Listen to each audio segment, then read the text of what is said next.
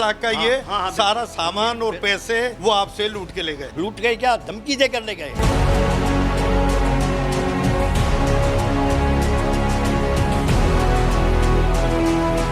अगर तुम नहीं आओगे, तुम नहीं ले आओगे तो तुम्हारे घर में भी आग जल जाएगी और तुम्हारा बेटा भी मर जाएगा।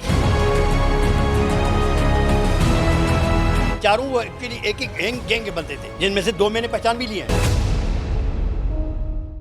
मैं हूं आपका मेज़बान इमरान मलिक, आप देख रहे हैं इमरान ट्रिब्यून। हैदराबाद कासमाबाद में एक वारदात हुई है।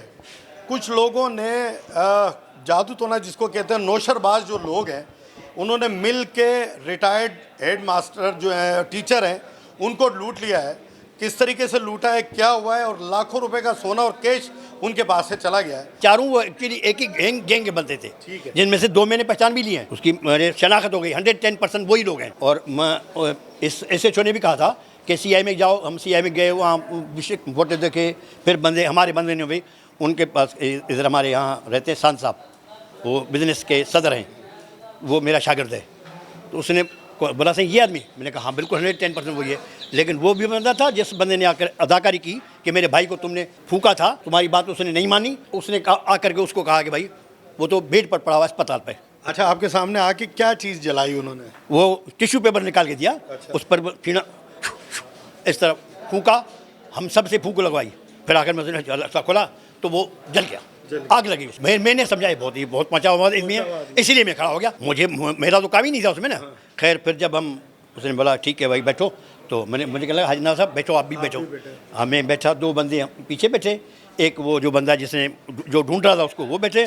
एक ड्राइवर साहब जिनको मैंने पहचान लिया है, वो बैठे और ड्राइविंग करके मस्जिद तक गए। हमसे पूछते भी रहा तुम्हारे कितने बेटे हैं, कितनी बेटियाँ हैं, क्या है क्या नहीं। फिर ये मेरा बेटा यासिर है।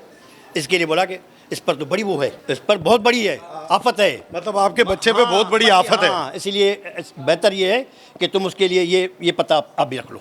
अच्छा, तो आपके जो मतलब आफत है बेटे पे, वो टल जाएगी? वो टल जाएगी। आपके घर के तरफ ले गए वो? हाँ, आपको? हाँ। फिर उन्होंने और क्या डराया आपको?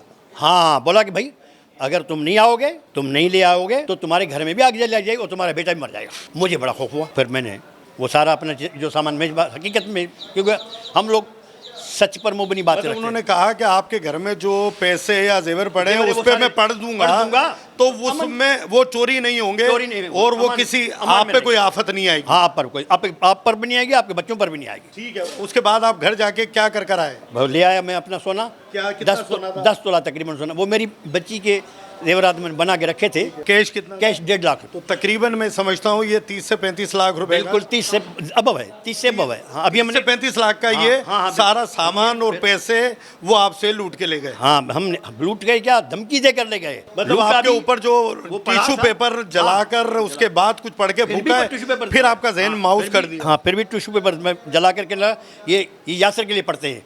तो उसमें बड़ी आग आ गई। आग जो आई तो मैं डर गया। मैंने क्या करूँ।